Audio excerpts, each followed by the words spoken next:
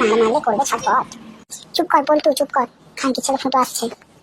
ও চোরে বাচ্চা, খানকি ছেলে মনে হয় হাটে গেছিল, হাটে বাজারের ব্যাগও দেখছি। ঝুমা বৌদির ডাব দেখে মনটা হলো ফ্রি, ফুটোর মারা ঢুকবো, ঝুমা বৌদির বর করবে কি। যদি খানকির ছেলে সারাদিনে খায় মদ, রাস্তাঘাটে শুয়ে থাকে, উল্টে দেখো পথ। আজ তো গাড় মারবো, খুব মজা। খানকির ছেলে, এতদিন পর পেয়েছি সুযোগ।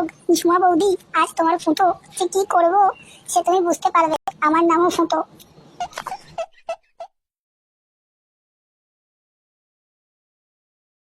কি রে সুধীর ভাই, পল্টু পচা, তোরা এখানে কি গান মারাচ্ছিস রাস্তায় দাঁড়িয়ে দাঁড়িয়ে?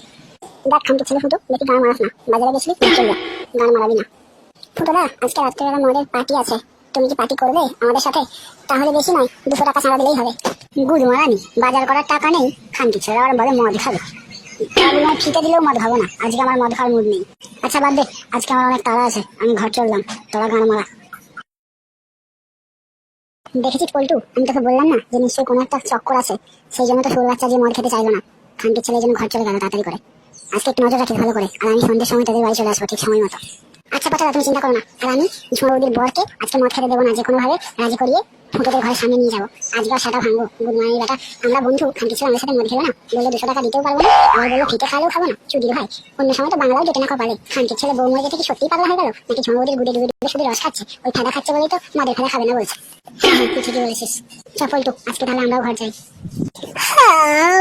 ঘুম পাচ্ছে গো পচাদা, বাড়িতে একটু ঘুমাবো, তারপর বিকেলের মধ্যে সমস্ত কাজ সেরে রেডি করে রাখবো। আর সন্ধ্যাবেলা তো জেগে থাকতে হবে, তাই ঘুমটাও একটু প্রয়োজন। খানকি ছেলে সেটা তো আর ভাঙবই। সবকিছু নিয়ে রেডি থেকো, লাঠি ছুরি যা দরকার সবকিছু। আজ যেন বেঁচে ফিরতে না পারে ফুটো শুয়ে বাচ্চা, আর বউ মরে গেছে, আজকে ওকেও মেরে ফেলবো কেলিয়ে। ঠিক আছে চলো, বাড়ির দিকে যাওয়া যাক।